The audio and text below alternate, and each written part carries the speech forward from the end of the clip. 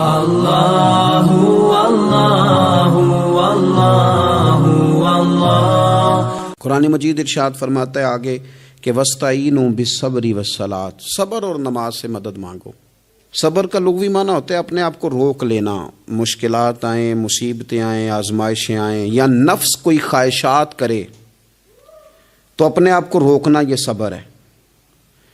صبر سارے کا سارا اندر کا معاملہ ہے، جو اپنے آپ کو روکنے پہ قادر ہو گیا وہ صابر ہے، اپنے آپ کو روک لے۔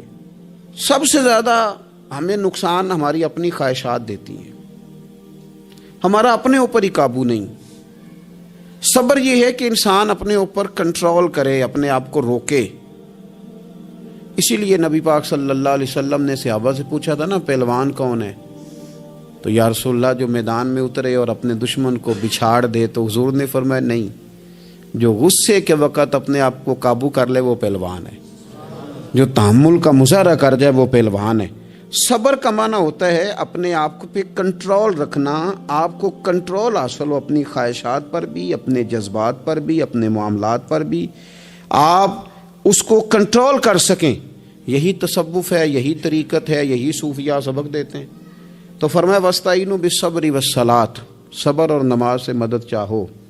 ایک صبر کرو، دوسرا بندگی کرو، مصلی پہ بیٹھ جاؤ۔ جو تمہاری مدد تمہاری عبادت کرے گی نا، جو مصلی تمہاری مدد کرے گا وہ کوئی اور نہیں کر سکتا۔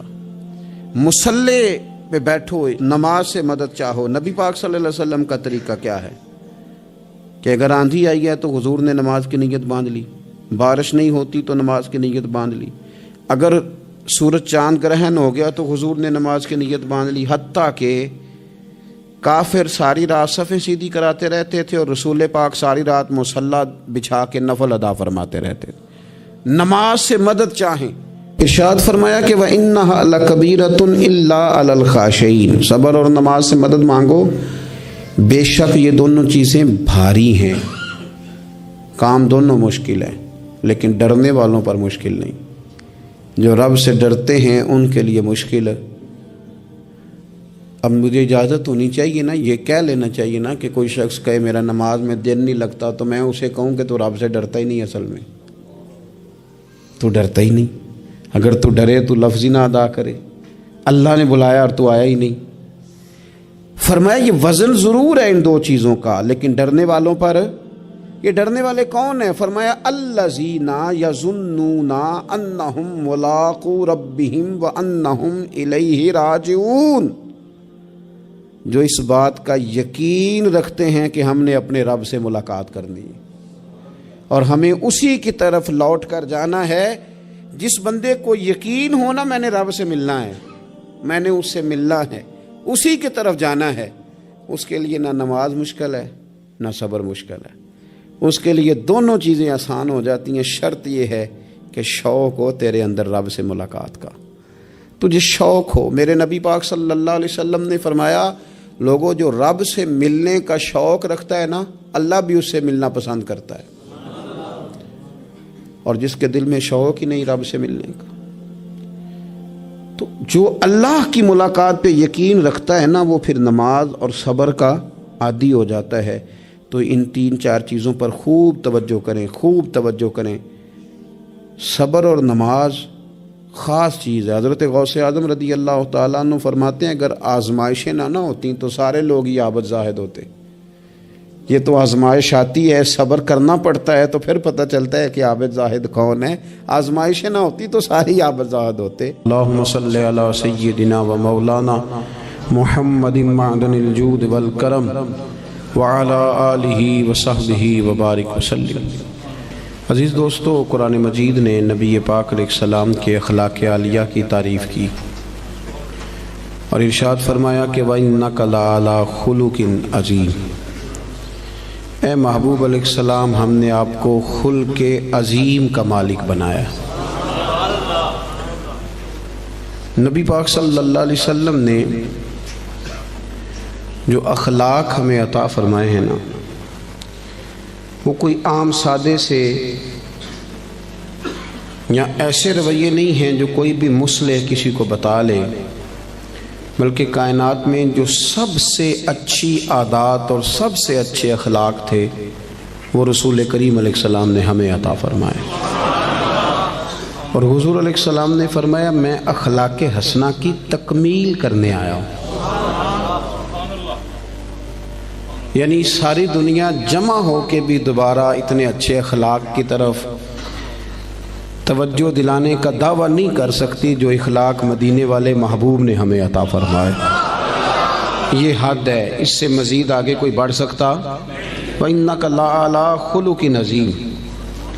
اور جناب عائشہ صدیقہ رضی اللہ تعالیٰ عنہ اس کی تفسیر میں فرمایا کرتی تھی کان خلقہ القرآن، کہ وہ سارے اخلاق جن کو قرآن بیان کرتا ہے نا وہ سارے حضور نے کر کے دکھائے، وہ سرکار نے ہمیں کر کے دکھائے.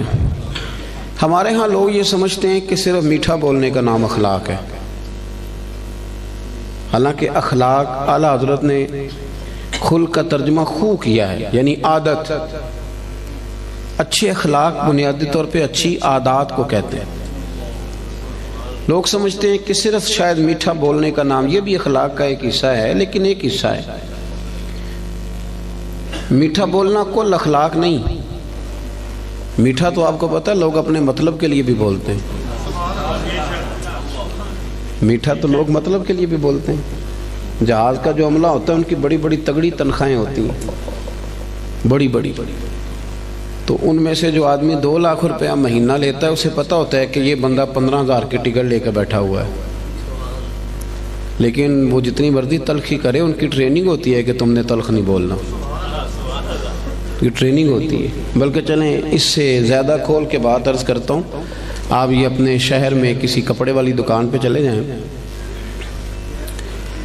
تو سیل مین سے کہیں کہ ایک سوٹ دکھائیں تو وہ آپ کو دکھائے گا. نہیں یہ نہیں مجھے پسند تو وہ دوسرا تھان کھول لے گا. یہ بھی نہیں پسند تو وہ سارے کھول کے لے آئے گا. آپ آنے لگیں گے تو کہے گا انکل ذرا ٹھہریے میں نے کچھ پیچھے بھی رکھے ہوئے، وہ بھی کھول کے لائے گا. پھر بھی آپ نے کہہ دیا کہ نہیں تیرے پاس وہ ہے ہی نہیں یار، تو نے میرا وقت ضائع کیا، تو پھر بھی بد اخلاقی نہیں کرتا وہ، بلکہ آپ سے کہتا ہے اگلے ہفتے آئیے گا نیا مال بھی آنا ہے. لیکن جب آپ نیچے اترے سیڑھیوں سے تو اس نے پیچھے سے کہا کہ ایک جوڑا اس نے لینا ہوتا ہے اور نخرہ دیکھو کتنا ہے. تو آپ کا کیا مطلب ہے؟ یہ بندہ اخلاق والا ہے؟ یہ اخلاق، اس نے تو غیبت کی، اس نے ظلم کیا اپنی جان پہ. لوگ سمجھتے ہیں کہ فقط میٹھا بولو، یعنی آپ میٹھے بولتے جائیں باقی جو مرضی کرتے جائیں.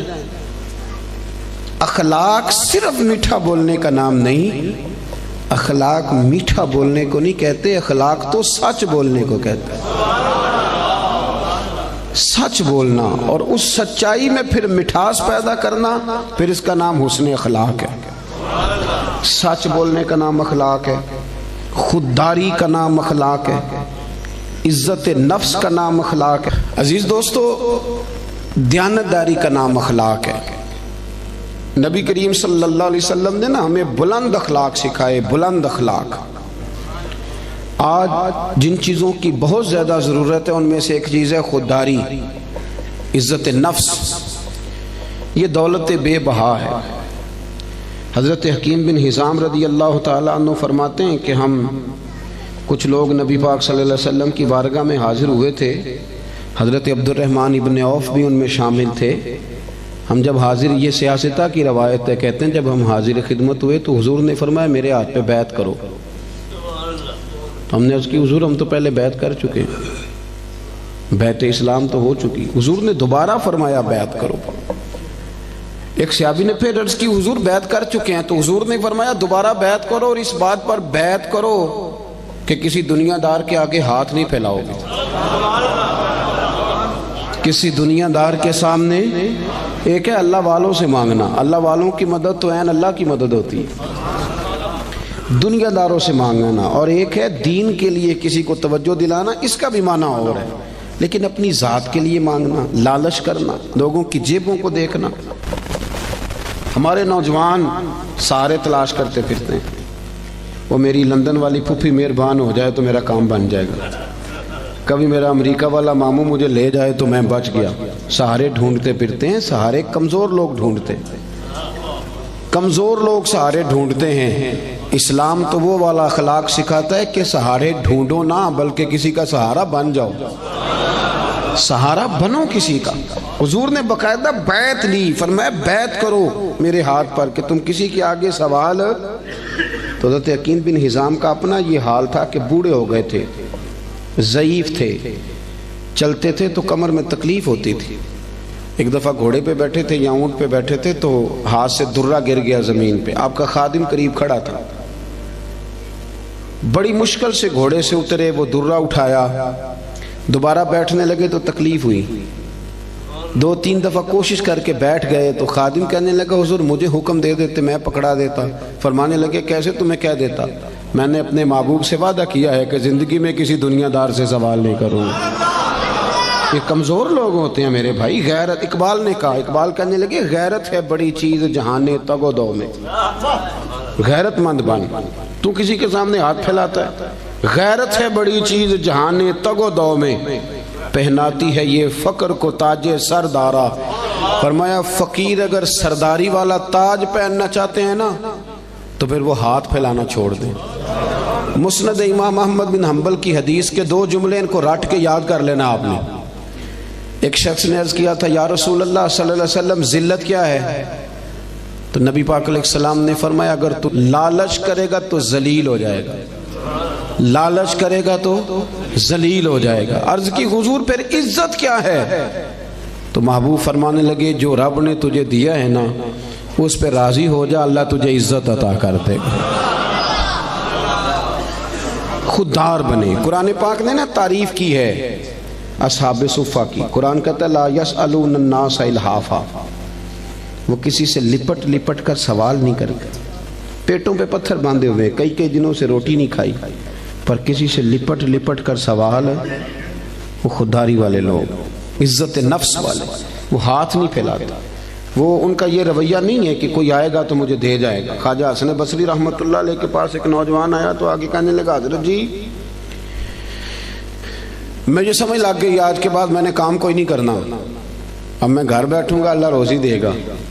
آپ فرمانے لگے جی وہ کیا سمجھ لگ گئی ہے؟ کہنے لگا میں نے آج عجیب بات دیکھی ہے، میں جنگل میں گیا ہوا تھا، ایک شیر آیا ہے، اس نے ایک بکرے کا شکار کیا، کچھ اس نے کھایا ہے، پھر اس نے باقی کا اپنے پنجوں میں پکڑا ہے، پہاڑی کے اوپر چڑھ گیا، وہاں ایک نابینا لومڑی بیٹھی تھی، باقی کا اس نے اسے کھلایا ہے۔ تو مجھے مسئلے کی سمجھ آ گئی ہے کہ جو اللہ لومڑی کے لیے بندوبست کر سکتا ہے میرے لیے بھی کرے گا، لہذا اب کام نہیں کرنا۔ تو خواجہ حسن بصری فرمانے لگے سبحان اللہ کیا تیری سوچ ہے، تو نے 2 کردار دیکھے، ایک لومڑی دیکھی ایک شیر دیکھا، او خدا کے بندے تو نے لومڑی بننے کا فیصلہ کیا، شیر بننے کا کیوں نہیں کیا؟ تو شیر بننا، شکار مار، کھا بھی اور کھلا بھی، کھا بھی اور کھلا بھی۔ پڑھے نا ابن ماجہ شریف، ایک صحابی حاضر خدمت ہوئے، عرض کی حضور کچھ دیجئے۔ یہ نوجوان میری بات پہ خاص توجہ کریں، اب وہ اقبال کہا کرتے تھے لہو مجھ کو رلاتی ہے جوانوں کی تن آسانی، کہتے ہیں آرام پسند ہے، کہتے کرنا کچھ نہ پڑے، کچھ شارٹ کٹ رستہ ملے۔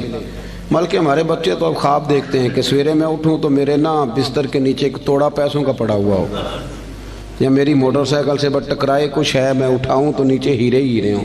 یہ خواب ہے، تو خواب خواب ہی ہوتے ہیں، ان کو تعبیر کرنے کے لیے محنت کرنی پڑتی، محنت کریں، جد و جہد کریں، خواب نہیں دیکھیں۔ ہمارے ہاں مزاج ہی نہیں، توجہ ہی نہیں۔ ابن ماجہ کی حدیث ایک شخص نے آ کے عرض کیا تھا یا رسول اللہ کچھ دیجئے، اور کہاں سے اس نے مانگا؟ اس بارگاہ سے کہ جہاں سے قطرے بھی ملے تو دریا بن جایا کرتا ہے۔ اعلیٰ حضرت فرماتے ہیں میرے کریم سے گر قطرہ کسی نے مانگا دریا بہا دیے ہیں۔ در بے، یہ لفظ کیا ہے؟ در بے بہا، در الگ ہے اور بے بہا، شیر ذرا سمجھ کے پڑھا کرو، دور اعلیٰ حضرت ہے نا تو ذرا اعلیٰ سوچ کے ساتھ پڑھنا پڑے گا، ہے نا جی۔ ہمارے نعت خاں کچے پکے شیر پڑھ دیتے، ہم یہاں سے پڑھیں وہ مدینے سنیں، سبحان اللہ۔ تو ماموں کانجن سے پڑھیں تو حضور سنتے ہیں، تو اگر فیصل آباد سے پڑھیں تو یہ کیا شیر ہوا؟ اعلیٰ حضرت کا شیر ہی اور ہے۔ اعلیٰ حضرت کا شعر یہ نہیں ہے کہ ہم یہاں سے پڑھے وہ مدینے سنیں، بلکہ اعلیٰ حضرت کا شعر ہے کہ دور و نزدیک کے سننے والے وہ کان، دور سے بھی اور نزدیک سے سننے والے، ایک یہ کان ہے تو ایک کان ہوتی ہے نمک کی کان، سونے کی کان جس میں سے کچھ خزانے نکلتے ہیں. تو اعلیٰ حضرت فرماتے ہیں دور و نزدیک کے سننے والے وہ کان، کان لالے کرامت پہ لاکھوں سلام. حضور کے جو کان ہے نا وہ کرامت کی کان ہے، وہ وہاں سے کرامت کے لال نکلتے ہیں. فاضل بریلوی کا شعر تو پھر وہ بہت ساری تفسیریں کرتا ہے نا، بار وقت نہیں کہ میں اس طرف جاؤں، مضمون پہ رہنا چاہتا ہوں. مانگا اس نے کچھ آ کے تو نبی پاک صلی اللہ علیہ وسلم نے نا، حضور سب کو دیتے تھے اور بے بہا دیتے تھے، اور جو ایک دفعہ حضور سے مانگتا تھا کہیں اور جانے کی ضرورت ہی نہیں پڑتی تھی. لیکن اس صحابی سے، نوجوان سے نبی پاک نے فرمایا تیرے پاس کوئی شے نہیں، تو مانگنے آیا ہے. تو اس نے عرض کی یا رسول اللہ میرے گھر میں نا ایک کمبل ہے اوڑھنے کا اور ایک پیالہ ہے پانی پینے کا. صحیح بتانا اتنا غریب کوئی اس محفل میں ہے جس کے گھر میں ایک ہی کمبل اور ایک ہی پیالہ ہو؟ بولتے کیوں نہیں؟ آپ ناراض ہیں؟ چلو نہ ہی کر دیں. کوئی ایسا غریب ہے؟ لیکن آپ ہر تیسرے آدمی سے پوچھیں حال کیا تو وہ رو پڑے گا، کہے گا سب سے غریب میں ہی نہیں. ہر تیسرا بندہ غریب ہے، پریشان ہے.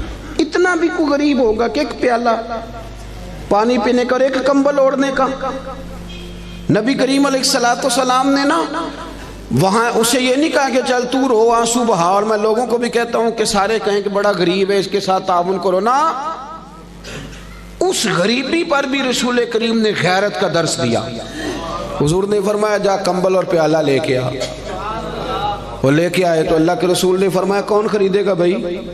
ایک صحابی نے عرض کی حضور 1 دینار، دوسرے نے کہا 2 دینار. حضور نے 2 دینار والے کو کمبل اور پیالہ بھی بیچ دیا. اس نے نہیں کہا کہ حضور 2 ہی چیزیں تھی وہ بھی بیچ دینے لگے ہو. حضور نے بیچ دیا اور اس سے فرمایا جا 1 دینار کی روٹی لے جا اور 1 دینار کا نا کلاڑا خرید کے لا. کلاڑا، نوجوانوں ادھر دیکھو میری طرف، دنیا میں کوئی پیشہ برا نہیں. جھاڑو مار کے بھی روٹی کھانا برا نہیں. ریڑھی لگانے والا تو بڑا باعزت آدمی ہوتا ہے. ایک کی پیشہ برا ہے، وہ ہے کسی کے سامنے ہاتھ پھیلانا. باقی کوئی شے بری نہیں. کریم رسول صلی اللہ تعالی علیہ وسلم نے فرمایا کلاڑا خرید کے لا. صحابہ کہتے وہ کلاڑا خرید کے لایا، پر اس کے نصیب دیکھو، کلاڑا وہ لایا پر اس میں دستہ میرے مصطفیٰ کریم نے اپنے دستے مبارک سے لگایا. اور حضور نے اسے فرمایا چلنا جنگل میں، لکڑیاں کاٹ، کھا بھی اور کھلا بھی، پہن بھی، اور فرمایا 15 دن مجھے نظر نہ آنا، یعنی فرض نماز کے لیے آنا، اس کے علاوہ یہاں نہ آنا، جا کام کر. 15 دنوں کے بعد آیا. یہ لفظ امام سیوطی نے در منصور میں لکھے ہیں. 15 دن کے بعد آیا تو حضور نے فرمایا تیرا کیا حال ہے؟ عرض کرنے لگا یا رسول اللہ پہلے 1 کمبل تھا، اب سارے گھر کے بستر بن گئے. پہلے 1 پیالہ تھا، بڑے برتن بن گئے. اور امام سیوطی نے یہ لفظ بڑھا کے لکھے ہیں، یہ سہا کے نہیں ہیں. کہتے ہیں اس نے جیب میں ہاتھ ڈالا اور 10 دینار نکالے. عرض کرنے لگا حضور یہ رکھ لیں، مسجد اور مدرسے کے کام آ جائیں گے. یہ میری طرف سے نذرانہ. علامہ اقبال تھے یورپ میں، تو ان کے بیٹے نے خط لکھا کہ ابا جی مجھے کچھ پیسوں کی ضرورت ہے، تو آپ کا نام لے کے کسی سے قرضہ پکڑ لوں؟ تو اقبال نے جواب میں نظم لکھ کے بھیجی. اقبال کہنے لگے دیار عشق میں اپنا مقام پیدا کر، دیار عشق میں اپنا مقام پیدا کر، دیار عشق میں اپنا مقام پیدا کر، نیا زمانہ نئے صبح و شام پیدا کر.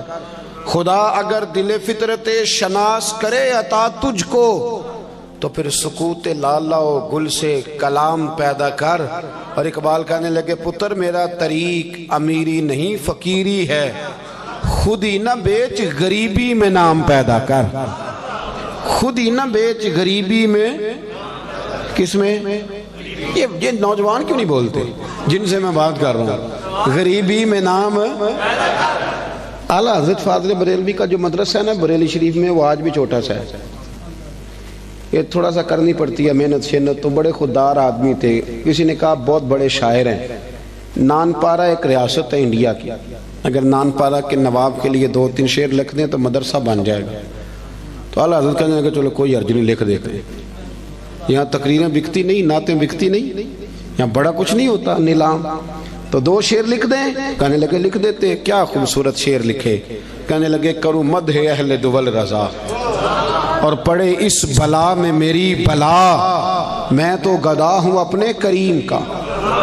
میرا دین پا رہا ہے نان. اعلیٰ حضرت کے چھوٹے بیٹے تھے حضور مفتی اعظم ہند مولانا مصطفیٰ رضا خان صاحب. علامہ ارشد القادری ایک بہت بڑے عالم گزرے ہیں, وہ جمشید پور میں رہتے تھے. کہتے میں نے ان کو بلایا اعلیٰ حضرت کے صاحبزادے کو محفل پہ, تو جب جانے لگے نا تو میں نا لفافے میں کچھ رقم رکھ کے بطور نذرانہ دینے لگا. نذرانہ سنت ہے, یہ تحفہ ہے.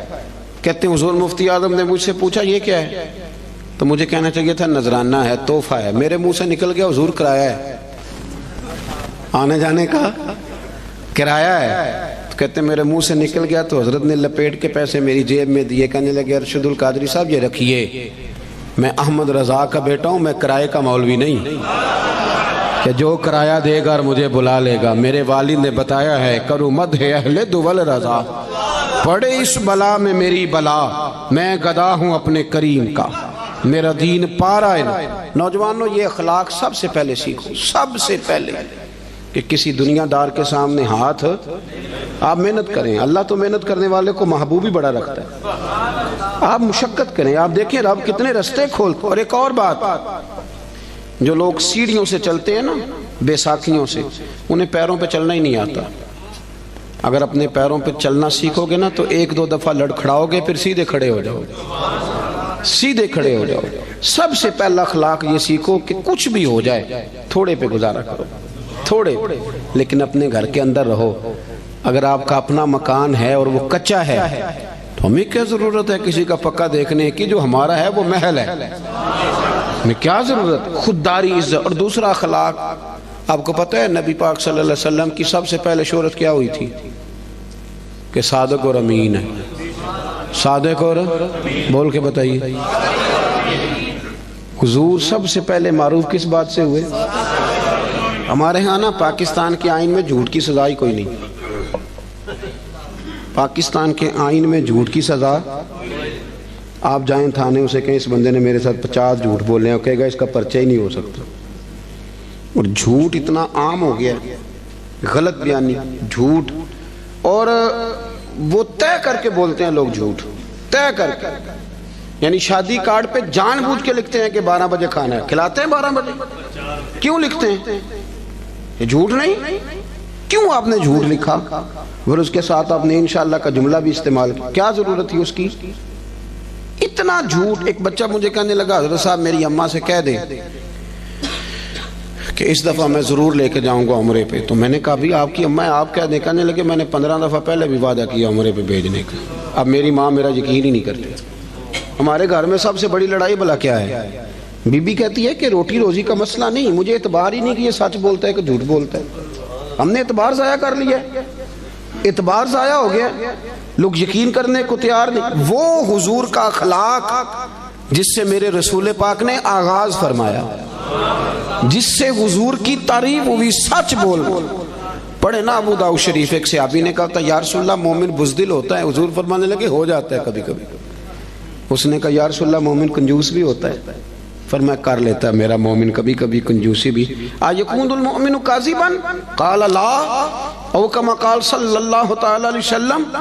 اس شخص نے عرض کی یا رسول اللہ کیا آپ کا کلمہ پڑھنے والا جھوٹ بھی بولتا ہے؟ تو میرے محبوب فرمانے لگے مومن سارا کچھ ہو سکتا ہے, جھوٹا نہیں ہوتا. سچے نبی کے ماننے والے جھوٹ بولتے, بددیانتی کا مظاہرہ کرتے, تو اتنا جھوٹ بولا. اور سنیں ترمذی شریف, جاگ رہے ہیں آپ لوگ؟ حضور نے فرمایا تو سچ بول کے تجارت کر. اچھا یہاں بھی ایک بات کر دوں, لوگ کہتے ہیں جھوٹ کے بغیر کام نہیں چلتا.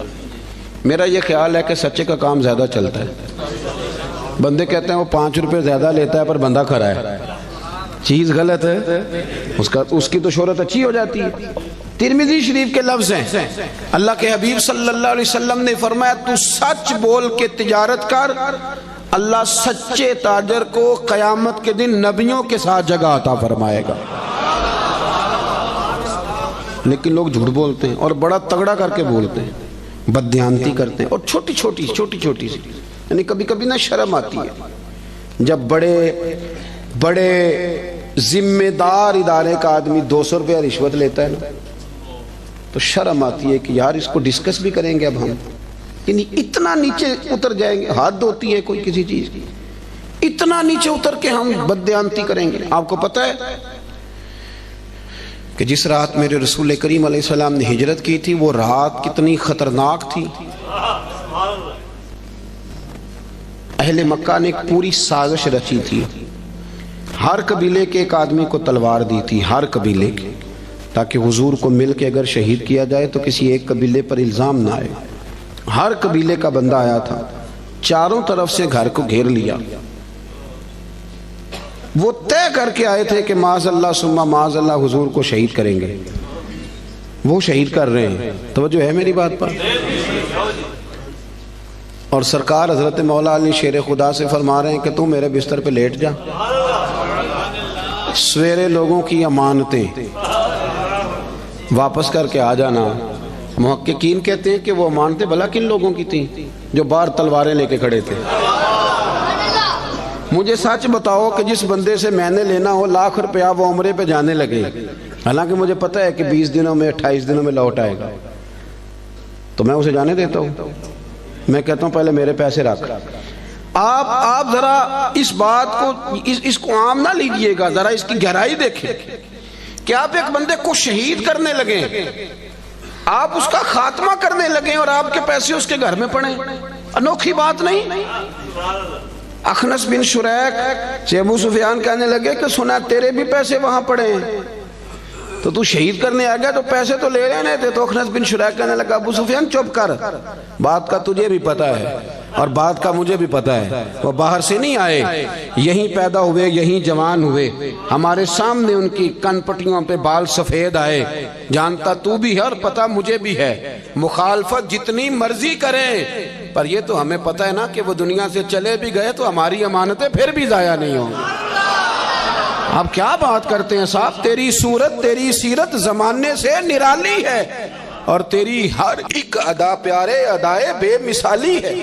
میرے عزیز اتنی بڑی بات کہ پیسے گھر میں پڑے، تو ان کا یہ دعویٰ ہے کہ وہ شہید بھی ہو گئے تو ہماری امانتیں ضائع۔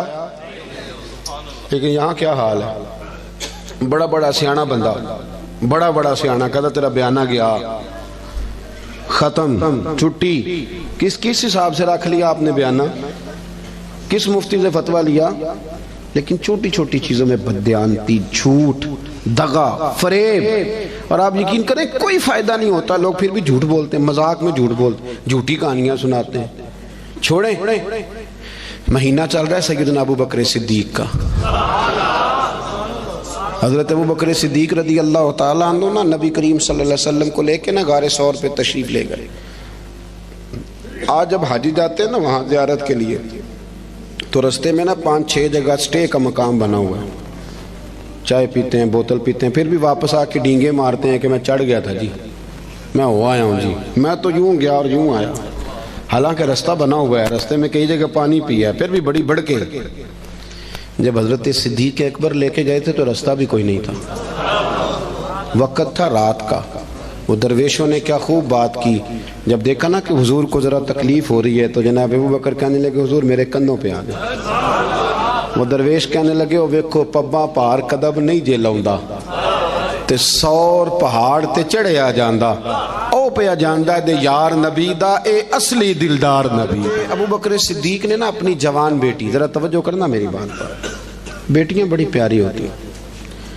جو لوگ شروع سے یہاں رہتے ہیں نا اس شہر میں، وہ محلے میں، تو بچیاں جانتی ہوتی ہیں کہ یہ میرا چاچو ہے، یہ میرا خالو ہے، یہ میرا، سب اپنے ہوتے ہیں، لیکن اس کے باوجود بھی رات کو اگر جوان بیٹی نکل جائے نا چوک میں ماچس لینے تو سویرے مصیبت بن جاتی ہے۔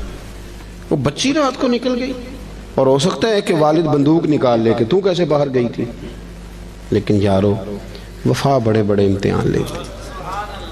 حضرت صدیق اکبر نے اپنی جوان بیٹی جناب اسماء بنت ابی بکر سے کہا پتر میرے نبی پاک کو نا تازہ کھانا ملنا چاہیے۔ حضرت اسماء کہتی میں روز روٹی پکاتی تھی اور تازی پکاتی تھی، اور جب دنیا سو جاتی، جوان بیٹی، رستہ کوئی نہیں غار میں جانے کا، دنیا سو جاتی تو کہتی ہیں میں پھر چادر اوڑھتی۔ آج بھی جہاں غار ثور ہے وہاں آبادی کوئی نہیں، آج بھی نہیں، تو اس وقت کیا عالم ہوگا؟ فرماتی ہے میں رات کو تازہ کھانا لے کے جاتی۔ ایک رات میں نے کھانا پکایا، دوسرے دن میں کھانا دے کے آئی، دوسرے دن میں کھانا تیار کر رہی تھی، میرے دروازے پہ دستک ہوئی۔ کہتے میں کسی غریب کی بیٹی نہیں، چودھری کی بیٹی تھی۔ ابو بکر صدیق قبیلے کے سردار تھے، کبھی کسی نے آنکھ اٹھا کے نہیں دیکھا تھا، لیکن جب دروازے پہ شور ہوا میں باہر گئی تو ابو جال لوگوں کو لیے کھڑا تھا۔ اسماء کہاں گیا تیرا باپ حضور کو لے کے؟ کہتی رش تھا میرے دروازے پر۔ یار کوئی معمولی آدمی نہیں، سردار، مالدار، وزادار، تاجر آدمی۔ تو کہتی ہیں کہنے لگا کدھر گئے وہ؟ حضرت اسماء کہتی اب میں دوراہے پہ کھڑی تھی، اگر میں بتا دوں کہ وہ غار ثور میں ہیں تو میری وفا اجازت نہیں دیتی۔ سنو، بتا دوں کہ وہ غار ثور میں ہیں تو وفا اجازت، اور اگر میں یہ کہہ دوں مجھے پتہ نہیں تو یہ جھوٹ ہے، یہ میرے نبی کی شریعت اجازت نہیں دیتی۔ کس کس موقع پر لوگوں نے سچ بولا اور کس کس طرح بولا؟ کوئی فائدہ نہیں ہوتا، جھوٹ بولتے ہیں لوگ، دغا کرتے ہیں، کوئی معنی ہی نہیں، اپنا آپ خراب کرتے ہیں۔ آپ جھوٹ بول کے دیکھ لیں، آپ کا اپنا دل بے چین ہو جائے گا، میں نے کتنا غلط کام کیا۔ آپ سچ بولیں گے اللہ آپ کو راحت عطا کرے گا، سچ میں سکون ہے۔ حضور نے فرمایا سچ تجھے نجات دے گا، جھوٹ تجھے ہلاک کر دے۔ حضرت اسماء کہتے اس نے پھر پوچھا بتاتی کیوں نہیں؟ کہاں گئے تیرے والد حضور کو لے کے؟ آپ فرماتی ہیں 1 منٹ تھا میرے پاس فیصلہ کرنے کے لیے، شریعت بچانی ہے کہ وفا بچانی ہے، 1 منٹ تھا۔ کہتی اس نے تیسری دفعہ کہا تو پھر میں تھی تو بی بی پر میں نے ساری ہمت جمع کی اور میں نے فیصلہ کیا کہ میں نے شریعت بھی بچانی ہے، وفا بھی بچانی ہے۔ کہتی اس نے تیسری دفعہ کہا بتاؤ کہاں گئے؟ تو کہتی ہے پھر میں نے اسے کہا ابو جال سن، میں ابو بکر صدیق کی بیٹی اور صدیق اکبر کی بیٹی ہوں، تیرے سے جو ہو سکتا ہے نا تو وہ کر لے، مجھے پتہ ہے وہ دونوں کہاں ہیں پر میں تجھے بتاؤں گی نہیں، میں نہیں بتاؤں گی، مجھے پتہ ہے وہ کہاں ہے پر میں بتاؤں گی۔ ہاں عشق تے اگ دومی ایک برابر، پر عشق دا سیک ودھیرا، اگ تے ساڑے ککھ تے کانے، عشق ساڑے تن میرا، تے اگ دا دارو می تے پانی، کوئی دسے ہاں پلا عشق دا دارو کیڑا، بلے شاہ تے کچھ نہیں بچدا جتھے عشق ہوران دا ڈیرا۔ فرمایا دونوں چیزیں بچانی ہیں۔ میں نے فوراً کہا، میں نے کہا مجھے پتہ ہے پر میں بتاؤں گی۔ کہتے ہیں جب میں نے یہ کہا تو اسے بڑا غصہ آیا، اس نے ایک تھپڑ مارا، زمین پہ گری، کان میں بالی تھی، پتھر کو لگا کان تو کان پھٹ گیا۔ کہتی میں سردار کی بیٹی تھی، میں کو کسی چھوٹے آدمی کی تو نہیں تھی نا۔ جب کان پھٹا تو لوگوں نے ابو جال کو پکڑا، ادھر آ تو بچیوں کے منہ لگتا ہے، خیال کر۔ لوگ اسے لے گئے۔ کہتی میں اسی حال میں اٹھی، میں نے اپنے کانوں پہ چادر لپیٹی اور پھر روٹی پکائی، اور پھر میں نے دیکھا کہ ذرا لوگ زیادہ گہری نیند چلے جائیں، رات گہری ہو جائے تو میں غار ثور میں گئی۔ کہتے جب وہاں کھانا رکھا، دیا جلایا تو جناب صدیق اکبر پریشان ہو گئے۔ اسماء پتر منہ کیوں لپیٹا ہوا ہے؟ بیٹی رہتی ہو نا دو کہیں تو وہ ٹیلی فون پہ رات فون پہ صحیح بات نہ کرے تو ابا ساری رات سوتا ہی نہیں، پتہ نہیں تینوں کی، اور بچی منہ لپیٹا۔ کیا ہوا؟ کچھ نہیں، آپ کھانا کھائیں۔ کیا ہوا ابا جی؟ دیکھیں کیا پکایا۔ اسماء پتر بتا کیا ہوا؟ جب جناب صدیق اکبر کی تشویش دیکھی تو حضور سید عالم آقا کریم نے فرمایا اسماء بتاتی کیوں نہیں، کیا ہوا؟ عرض کی حضور کچھ نہیں، ابو جال آیا تھا، اس نے پوچھا ہے میں کیا کرتی، اگر بتا دیتی تو دل اجازت نہیں دیتا تھا، اور اگر جھوٹ بولتی تو آپ کی شریعت میں منع ہے۔ حضور میں نے اسے کہا ہے مجھے پتہ ہے بتاؤں گی نہیں، تو اس نے تھپڑ مارا ہے۔ یہ کہہ کے جناب اسماء نے جب چہرے سے کپڑا ہٹایا تو خون پھر بہنے لگا۔ حضرت صدیق اکبر نے آنسو سمیٹ کے دامن میں چھپائے تو میرے محبوب نے ہاتھ اٹھائے، کہا اے اللہ میں ابو بکر سے راضی ہوں، تو بھی میرے صدیق سے راضی ہو جاؤ۔ میرے عزیزو ہم تو نا بلا وجہ کا جھوٹ، بلا حضرت معروف کرخی رحمت اللہ تعالی علیہ، بغداد کے لوگ آپ کے پاس آئے، کہنے لگے حضور دعا کر دیں بغداد میں بارش نہیں ہوتی، تو آپ فرمانے لگے یہ جو میرے سامنے کریانے والا ہے نا، یہ جو دال بیچتا ہے، شکر بیچتا ہے، گڑ بیچتا ہے، اس سے دعا کراؤ بارش ہو جائے گی۔ لوگ کہنے لگے حضرت صاحب وہ تو ہمارے ساتھ ہی نماز پڑھتا ہے، سارا کچھ ہے، ہم جانتے ہیں۔ فرمایا اس سے دعا کراؤ بارش ہو جائے گی۔ لوگ کہتے ہیں جا کے اسے کہا میاں دعا کر دو، کہنے لگا حضرت صاحب سے کراؤ، تو کہنے لگی انہوں نے ہی تو بھیجا ہے۔ اچھا انہوں نے بھیجا ہے؟ ہاتھ اٹھا دیے، یا اللہ تیرے بندے کہتے ہیں تیرے بندے نے بھیجا ہے، مہربانی کر بندوں پہ رحم فرما۔ ابھی دعا پوری بھی نہیں ہوئی کہ رب کریم نے بارش عطا کر دی۔ لوگ چلے گئے، کچھ جو اہل دل تھے وہ دوڑے ہوئے حضرت معروف کرخی کے پاس آئے، عرض کی حضور یہ کوئی علیحدہ نمازیں پڑھتا ہے واپس آ کے، الگ نمازیں پڑھتا ہے؟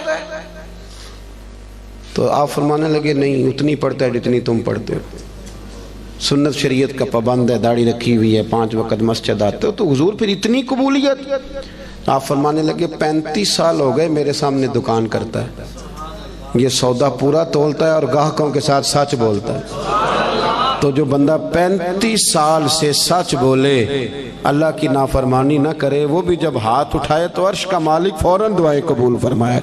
ایک تیسری بات یہ سنیں کہ حضور کا اخلاق یہ ہے کہ زندگی کا کوئی لمحہ ضائع نہیں کرنا، بے مقصد وقت نہ گزاریں کبھی بھی۔ سرکار نے نا لوگوں کو ایک مقصد دیا، اس مقصد پہ چل نکلے۔ حضرت بلال کا بھی مقصد تھا،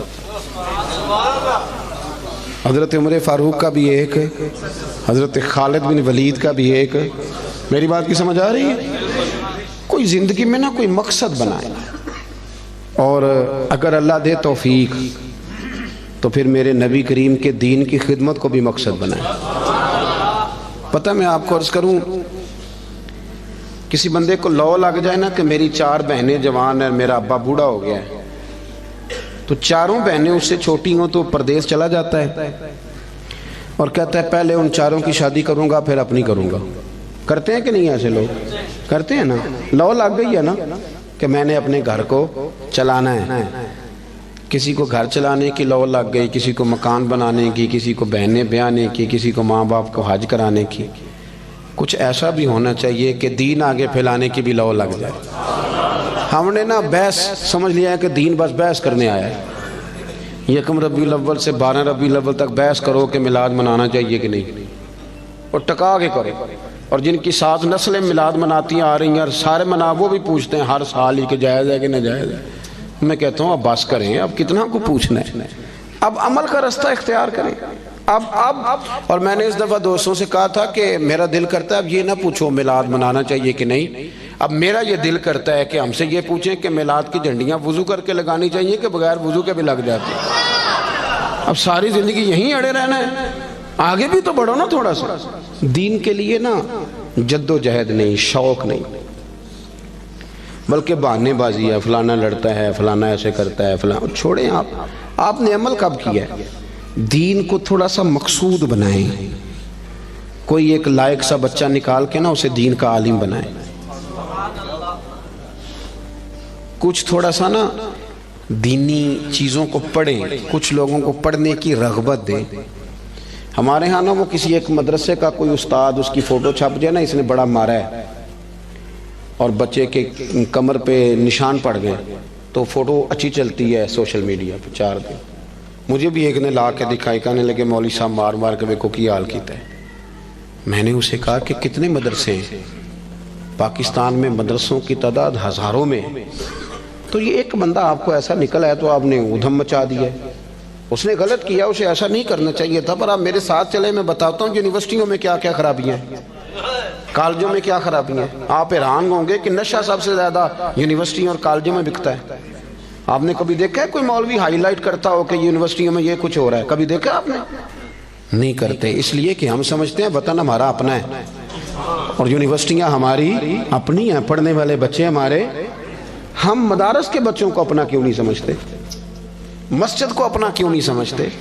یہ بھی ایک ادارہ ہے، یہ بڑا کچھ ہمیں دیتا ہے، بڑا کچھ۔ لوگ کہتے ہیں مولوی کچھ نہیں کر رہے، تو میں کہتا ہوں کبھی ایسا ہوا ہے کہ تراویحاں کسی مسجد میں رہ گئی ہوں کہ حافظ نہیں ملا؟